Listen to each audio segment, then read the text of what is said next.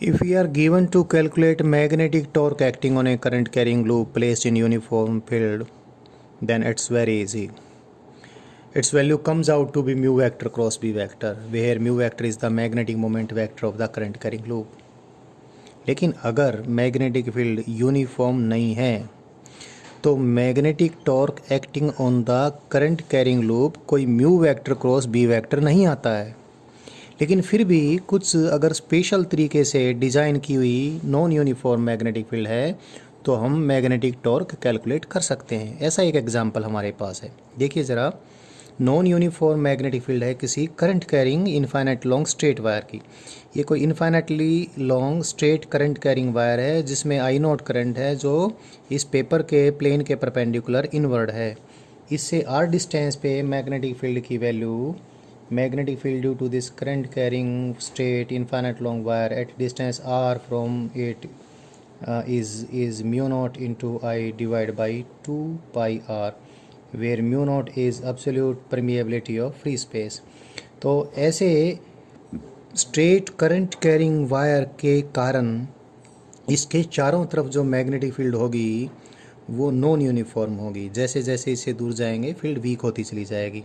और एक बात और, करंट कैरिंग स्ट्रेट वायर की मैग्नेटिक फील्ड उस स्ट्रेट वायर के चारों तरफ सर्कुलर फील्ड लाइंस बनाएंगी। और कैसे बनाएंगी, जैसे इसमें करंट ऐसे है अंदर की तरफ तो मैग्नेटिक फील्ड लाइंस इसके चारों तरफ ऐसे क्लॉकवाइज फील्ड लाइंस बनाएंगी। यानी इस वायर की फील्ड इससे आर डिस्टेंस पे फील्ड लाइंस इस प्रकार से होंगी, ऐसे लाइक दिस। यानी ये मैंने करंट कैरिंग लूप जो लिया है स्पेशल तरीके का बना हुआ, इधर मैग्नेटिक फील्ड लाइंस होंगी, लाइंस ऑफ बी,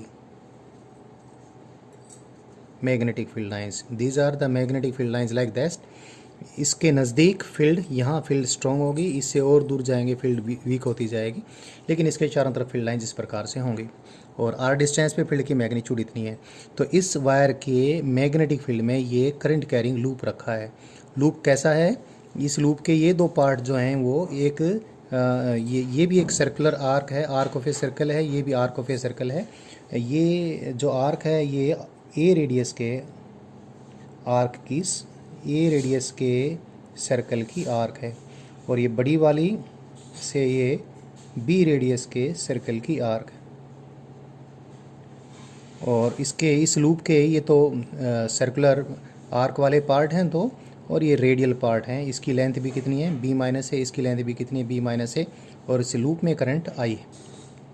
अब इस करंट कैरिंग लूप पे इस वायर की मैग्नेटिक फील्ड के कारण इस पे मैग्नेटिक टॉर्क हमने कैलकुलेट करना है। कोई बात नहीं, हम किसी भी करंट कैरिंग वायर के current element I D L vector के ऊपर मैग्नेटिक फोर्स निकालेंगे।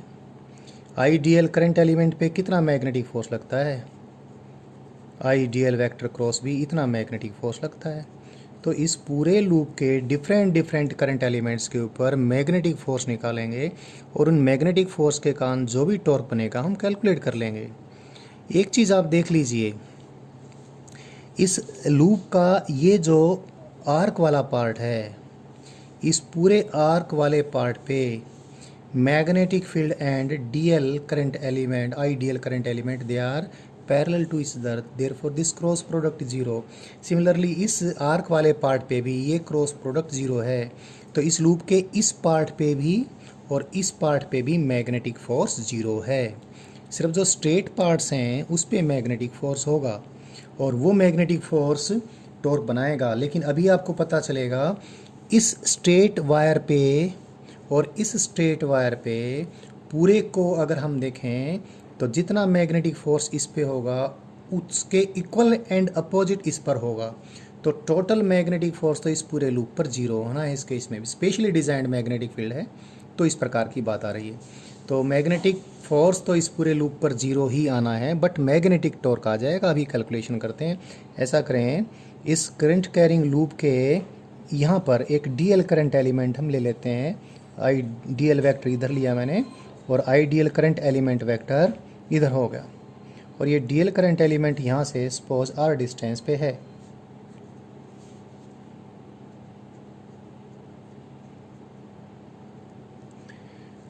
and say the current element here it is dl vector, and you see the magnetic field due to this current carrying infinite long straight wire, यहाँ पर magnetic field इस field lines के according आप देखें ये इधर magnetic field होगी, ये मैग्नेटिक फील्ड बी। तो इस dl current element I dl current element पे अब मैग्नेटिक फोर्स की डायरेक्शन चाहे आप क्रॉस प्रोडक्ट के रूल के अकॉर्डिंग देखें, आप फ्लेमिंग लेफ्ट हैंड रूल के अकॉर्डिंग देखें, इस पे मैग्नेटिक फोर्स जिसको मैं डीएफ करंट डीएफ फोर्स बोल देता हूँ, डीएफ वेक्टर बोल देता हूँ, डीएफ वेक्टर की डायरेक्शन प्लेन ऑफ पेपर के परपेंडिकुलर इनवर्ड है, और डीएफ की मैग्नीट्यूड भी लिख देता हूँ। डीएफ की मैग्नीट्यूड कितनी, आई, ये आई करंट है, I into d l into magnetic field into angle इनके बीच में 90 डिग्री है, साइन 91। सो ये डीएफ की मैग्नीट्यूड आ गई। डायरेक्शन मैंने इस कागज़ के इस पेपर के प्लेन के परपेंडिकुलर इनवर्ड आपको समझाई दी है। अब ये देखें जिधर ये डीएल करंट एलिमेंट है इधर आर की वैल्यू इंक्रीज हो रही है, तो dl is just radial increment in r. So df is equal to, इस डीएल को मैं डी आर से रिप्लेस कर देता हूँ, I into B into d r. B की वैल्यू भी पुट कर देता हूँ, आर डिस्टेंस पे बी की वैल्यू कितनी है, ये है।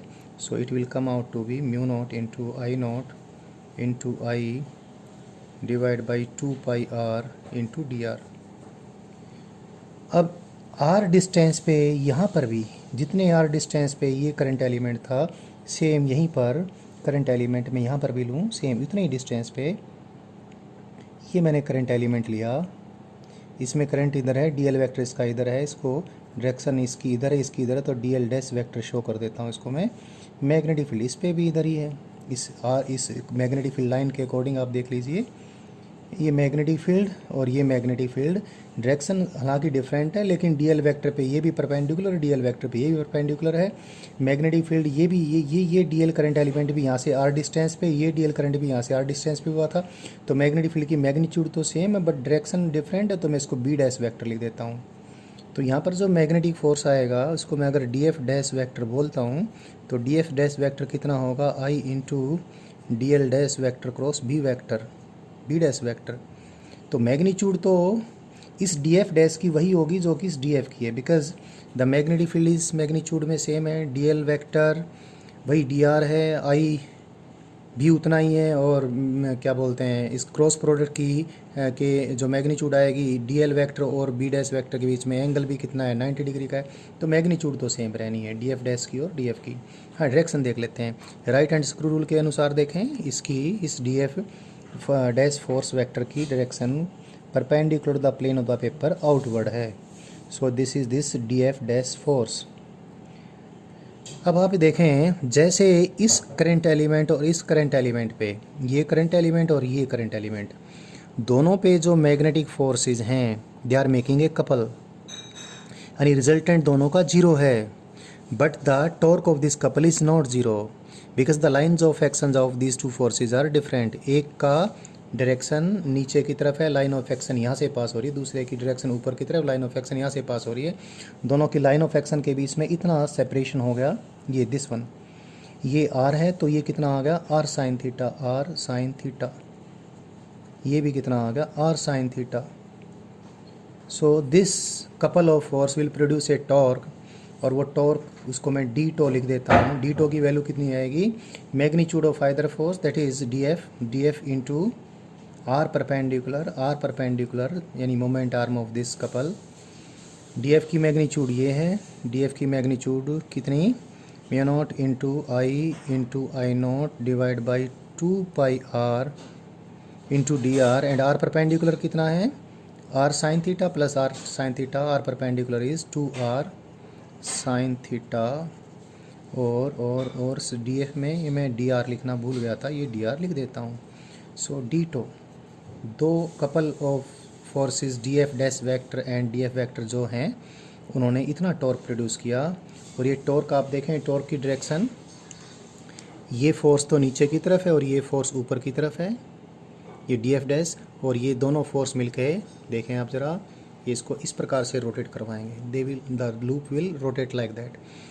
तो टॉर्क की डी टो की वैल्यू कितनी आ गई, mu naught into I naught divide by 2 pi into sine theta into d are. It is this. जितने भी इस पे डीएल करंट एलिमेंट लेंगे उतने ही डीएल करंट एलिमेंट ऐसे ही लेंगे। यहाँ से आर डिस्टेंस पे, यहाँ से आर डिस्टेंस पे, आर की वैल्यू आप ए से लेकर बी तक इंक्रीज़ करें, आर की वैल्यू ए से लेकर बी तक इंक्रीज़ करें, तो इन सभी डीएल करंट एलिमेंट्स पे, इधर सभी डीएल करंट एलिमेंट पे DF vector and DF dash vector equal and opposite होंगे। तो इन स्टेट पार्ट्स के ऊपर भी लगने वाला फोर्स जितना इस पार्ट पे लगेगा उसके इक्वल एंड अपोजिट इस पार्ट पे लगेगा। तो total force acting on this loop will be zero. Total force तो जीरो आ जाएगा, लेकिन टॉर्क आ जाएगा। टॉर्क के बारे में बताएं। जितने भी टॉर्क वेक्टर, एक टॉर्क वेक्टर बनेगा इस कपल के कारण, और अगला टॉर्क वेक्टर बनेगा यहाँ पर लगने वाले फोर्सेस के कपल के कारण। सारे टॉर्क्स की डायरेक्शन सेम होगी, तो टोटल टॉर्क डायरेक्ट हम सारे, जब सारे वेक्टर्स एक ही डायरेक्शन में होते हैं तो वेक्टर्स का रिजल्टेंट कैसे निकालते हैं? सारे वेक्टर्स को वैसे ही सम करके वेक्टर सम हम निकालेंगे। लेकिन वेक्टर सम में अगर सारे वेक्टर्स एक ही डायरेक्शन में तो उनको एल्जेब्रिकली जोड़ देते हैं, या अगर बहुत ज़्यादा हैं और अगर हम इंटीग्रेट करके समेशन करते हैं तो इंटीग्रेट कर देते हैं। तो कितना टॉर्क आ जाएगा? म्यू नॉट इंटू, इसको इंटीग्रेट करेंगे आर की सारी पॉसिबल वैल्यूज़ के लिए, I naught into I divide by 2 pi into sine theta. ये सब तो कांस्टेंट है इस इंटीग्रेशन में। इस इंटीग्रेशन में यहाँ से यहाँ तक एकमात्र वेरिएबल आर है, तो इंटीग्रेशन डी आर का हो जाएगा कहाँ से कहाँ तक? ए से लेकर बी तक। तो ये टॉर्क की वैल्यू कितनी आ जाएगी? Mu naught into I naught divide by 2 pi into sine theta into B minus A. And force acting on this loop in the magnetic field of this infinite long state current carrying wire is 0. So this was a simple problem. I told you this only because I wanted to tell you that we are able to calculate even the torque acting on a current carrying loop when the loop is placed in non-uniform field, provided calculation can be done. अब loop के ऊपर लगने वाले magnetic torques ये मैंने calculate करवा दिए हैं। एक दो और अच्छी प्रॉब्लम्स हैं मैग्नेटिक टॉर्क से रिलेटेड हैं, बट वो या मैग्नेटिक फोर्स से रिलेटेड कह लीजिए, लेकिन लूप नहीं, लूप के अलावा कुछ और है। एक तो और अच्छी प्रॉब्लम वो भी हम कर लेते हैं। देखिए ज़रा, मैंने ऑलरेडी डायग्राम बना कर रखा हुआ है। एक ये हमारे पास कोई से this is a rough horizontal plane, rough horizontal plane है। ये इतना रफ है कि ये सिलेंडर इसके ऊपर स्लिप नहीं होगा, इसका रोलिंग मोशन ही पॉसिबल होगा। और आप इस डायग्राम में देखें, ये कोई यूनिफॉर्म सिलेंडर है जिसकी रेडियस आर है, मास इसका एम है, और इसके सरफेस के अलोंग एक thin nearly massless light wire इसके साथ रिजिडली अटैच्ड है। और इस वायर में इस प्रकार से, जैसे मैंने शो किया डायग्राम में, ऐसे इसमें करंट फ्लो हो रहा है। और आप देखें इसमें एक दो चीज़ें और भी दे रखी हैं हमने। There is a uniform magnetic field which is horizontal that is parallel to the rough horizontal plane. ये मैग्नेटिक फील्ड है। इस मैग्नेटिक फील्ड में ये करंट कैरिंग वायर जो कि इस सिलेंडर की लेंथ के पैरेलल इसके सरफेस पे है, जो कि इसके साथ रिजिडली अटैच्ड है, ये रखा हुआ है। और क्या हमने सिचुएशन, ये क्या है, हमने क्या स्टडी करना है? हमने ये स्टडी करना है कि जब इनिशियली इस पोजीशन में तो सिचुएशन क्या है वो हम एनालाइज करेंगे। वो इक्विलिब्रियम वाली सिचुएशन होगी, अभी आपको पता चल जाएगा। और जैसे इसकी इस स्टेबल इक्विलिब्रियम वाली पोजीशन से थोड़ा सा डिस्टर्ब करते हैं तो इसमें एंगुलर सिंपल हार्मोनिक मोशन होना शुरू हो जाएगा। तो उस एंगुलर सिंपल हार्मोनिक मोशन का हमने टाइम पीरियड कैलकुलेट करना है। देखें आप ज़रा, ये 3D डायग्राम ने समझाने के लिए आपको दिखाया है। अब इसका मैं सेक्शनल डायग्राम बना लेता हूँ किसी वर्टिकल प्लेन से। तो ये इस सिलेंडर का क्रॉस सेक्शन आपको दिखाई दे रहा है। सिलेंडर के सेंटर ऑफ मास जो कि यहाँ पर है, यहाँ से लगने वाला mg का फोर्स यानी gravitational force acting upon this cylinder is this. Wire को मैंने मास लेस लिया है। और देखें आप, इसमें करंट इधर है और मैग्नेटिक फील्ड इधर है। चाहे फ्लेमिंग्स लेफ्ट हैंड रूल से कैलकुलेशन करें, चाहे राइट हैंड स्क्रू रूल से कैलकुलेशन करें, फर्स्ट फिंगर फील्ड की तरफ, central finger first finger field की तरफ, सेंट्रल फिंगर करंट की तरफ, थंब की is the direction of the magnetic force. या फिर right hand circular rule, ideal vector इधर है, मैग्नेटिक फील्ड इधर है, magnetic force acting on this. तो मैग्नेटिक फोर्स इस करंट कैरिंग वायर पे, जो कि क्योंकि इस सिलेंडर के साथ रिजिडली अटैच्ड है, तो इस सिलेंडर पे ही ये फोर्स लगेगा। कितना लगेगा? I into L into B, vertically upwards लगेगा। अब देखें इस सिलेंडर पर अभी कितने फोर्स हैं? mg, normal reaction of the ground, and ILB। ये दोनों फोर्सेस का रिजल्टेंट mg को बैलेंस करेगा। They are not making any torque, और ये सिलेंडर फिलहाल इक्विलिब्रियम पोजीशन में है। और ये इक्विलिब्रियम स्टेबल होगा या अनस्टेबल होगा, ये अभी हम जज कर लेंगे। देखें अब अगली सिचुएशन ये है, इस सिलेंडर को हमने इसकी इक्विलिब्रियम पोजीशन से थोड़ा सा रोटेट किया। इस सिलेंडर को हमने इस इक्विलिब्रियम पोजीशन से, ये जो वर्टिकल डायमीटर पहले ये थी, ये थोड़ा सा हमने वर्टिकल के बजाय इसकी ऐसे कर दी। सो सी फ्रॉम दिस डायग्राम, सिलेंडर में थीटा रोटेशन हमने किया, थीटा एंगल पे, ये इसकी ये this angle is theta. Cylinder को थीटा एंगल पे हमने रोटेट करके यहाँ पर छोड़ दिया। अगर अब सिचुएशन को एनालाइज करते हैं, करंट कैरिंग वायर में करंट उतना ही है, मैग्नेटिक फील्ड वैसे ही ओरिजेंटल है, तो इस पर vertical magnetic force I into L into B ही लगेगा।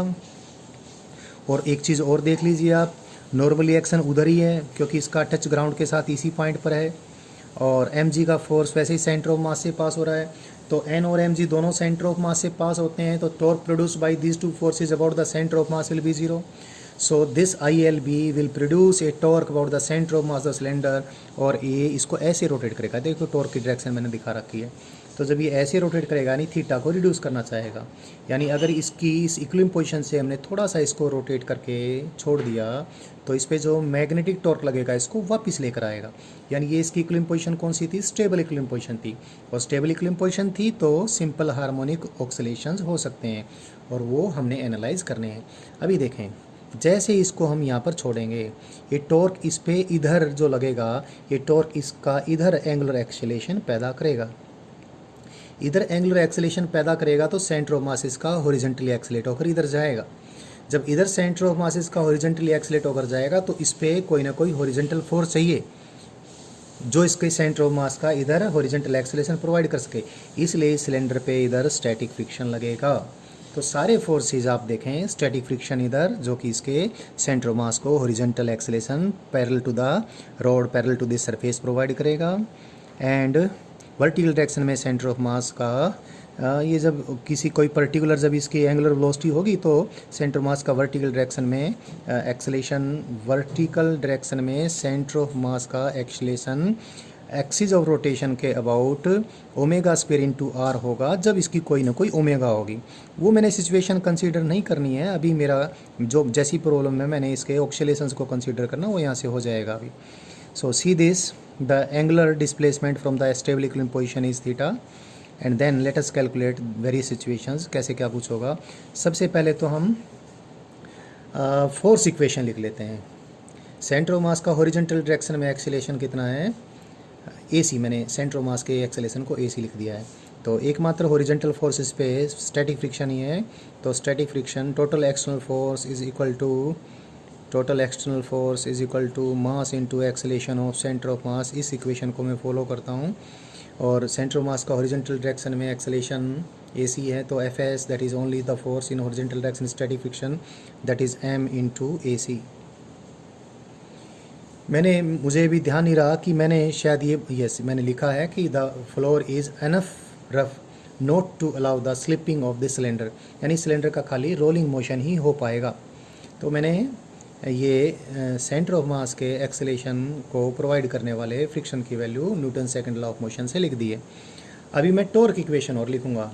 टॉर्क इक्वेशन लिखने के लिए चाहे तो मैं एक्सिस ऑफ रोटेशन के अबाउट, क्योंकि एक्सिस ऑफ रोटेशन ये बन जाएगी क्योंकि रोलिंग मोशन है, यहाँ से axis of rotation I instantaneous axis of rotation बनेगी। या फिर मैं ये भी कर सकता हूँ कि total torque about the centre of mass is equal to IC into alpha, ऐसे भी कर सकता हूँ, ये कर लेता हूँ। तो ये जो फोर्स है मैग्नेटिक फोर्स, mg का फोर्स और नॉर्मल रिएक्शन तो सेंटर ऑफ मास से पास हो रहे हैं, तो ये तो सेंटर ऑफ मास के अबाउट जीरो टॉर्क बनाएंगे। हाँ, ये जो फोर्स है ये टॉर्क बनाएगा इधर, मैं इस डायरेक्शन में अल्फ़ा को पॉजिटिव लिया हूँ, तो ये मैग्नेटिक फोर्स कितना टॉर्क बनाएगा? I into L into B magnetic force, और इस मैग्नेटिक फोर्स की मोमेंट आर्म, आर परपेंडिकुलर लिखा मैंने। आर परपेंडिकुलर की वैल्यू आप देखें, आर परपेंडिकुलर कितना है, R perpendicular is equal to, this is R sine theta, ये this is the radius of the cylinder, ये थीटा एंगल है are sine theta. So magnetic force into R into sine theta, that is magnetic torque. And friction इसको इस प्रकार से rotate करवाना चाहेगा, तो फ्रिक्शन जो टॉर्क लगाएगा वो मैग्नेटिक फोर्स के द्वारा लगाए गए टॉर्क के अपोजिट होगा। कितना टॉर्क लगाएगा friction, static friction F S into R about the centre of mass of the cylinder. So that is equal to I C into alpha. I C यानी moment of inertia about centre of mass, that is uniform cylinder है M R square divide by 2 into alpha. And then we cancel r from both sides, I into L into B into sine theta minus Fs is equal to m by 2 into alpha into r, because rolling motion is there and the surface or which the rolling is taking place is stationary, so the wheel, the acceleration of the center of mass of the wheel parallel to the surface will be related to its angular acceleration by this relationship. So AC की value मैं alpha into are put कर सकता हूँ यहाँ पर। सो FS की value मैं यहाँ पर पुट कर देता हूँ। FS की वैल्यू, स्टैटिक फ्रिक्शन की वैल्यू कितनी पुट कर दूँ, यहाँ मैंने भी बताया। AC की वैल्यू कितना पुट कर दूँ, अल्फ़ा इंटू आर पुट कर देता हूँ। सो और मैं इसको इधर ले जाऊंगा तो कितना आ जाएगा, alpha M into alpha into R, static friction की वैल्यू मैंने यहाँ से पुट कर दी, इधर ले गया, और plus M by 2 alpha into R, we got this. So I into L into B into sine theta is equal to 3 by 2 M into alpha into R. So alpha is equal to 2 by 3 I into, I is the current, L into B into sine theta and divided by mr, it is this. If theta is small, then sine theta is taken nearly equal to theta, and you can see that theta is this way, इस प्रकार से हमने इसको इसकी equilibrium position से angular displacement दिया है, और इसका अल्फ़ा इधर है, they are opposite to each other. So इस अल्फ़ा को क्या लिख दूँ मैं, minus D square theta by D T square लिख देता हूँ, and that is equal to 2 by 3 current in this wire into length of the cylinder into magnetic field divide by M R into theta. So this is standard differential equation of simple harmonic, angular simple harmonic oscillations. D theta square, d square theta by dt square plus 2 by 3 I L B divided by mr into theta is equal to 0. So the angular frequency of this angular simple harmonic motion will be this, with this is omega square. So omega is equal to 2 by 3 I L B divided by mr. Therefore the time period of this angular simple harmonic motion is 2 pi divided by omega, that is 3 mr divided by 2 I L B.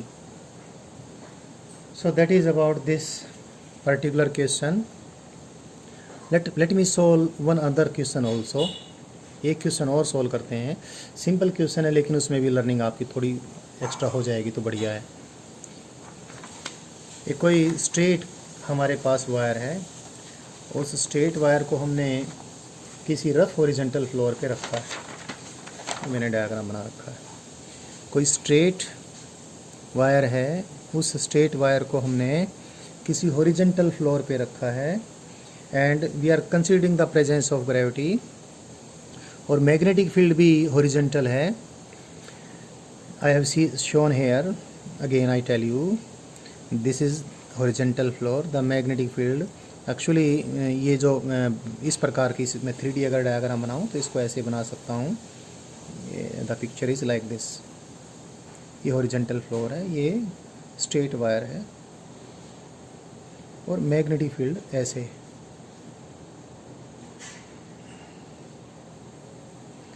So the wire is lying in this uniform magnetic field. Magnetic field is B and the wire has length L. Uniform wire है, wire का मास m है और ये rest में है, equilibrium में है। तो क्वेश्चन क्या है कि किसी प्रकार से एनी हाउ इस वायर में से हमने in a very small time delta T इसमें से Q चार्ज हमने पास कर दिया। तो जैसे इसमें से Q चार्ज पास होता है, ये वायर ऊपर की तरफ जंप करता है और जंप करके ये h हाइट तक ऊपर जंप होता है। Say it jumps up to height h। जैसे इसमें से Q चार्ज फ्लो करते हैं, ये वायर अधिक से अधिक h हाइट तक जंप कर सकता है। तो Q की वैल्यू हमने कैलकुलेट करनी है, तो अभी कैलकुलेट कर लेते हैं। देखें ज़रा, जैसे इसमें से Q चार्ज फ्लो होगा, मोमेंटरीली इसमें कोई करंट सेटअप हो जाएगा I, और I ये करंट है। 3D डायग्राम से ही समझ लेते हैं। इस प्लेन को भी मैं थोड़ा और 3 डायमेंशन लुक दे देता हूँ। जैसे इसमें से करंट फ्लो होगा, फ्लेमिंग्स लेफ्ट हैंड रूल से देखें, राइट हैंड स्क्रू रूल से देखें, इस पे वर्टिकली अपवर्ड डायरेक्शन में मैग्नेटिक फोर्स लगेगा, लार्ज इम्पल्सिव फोर्स।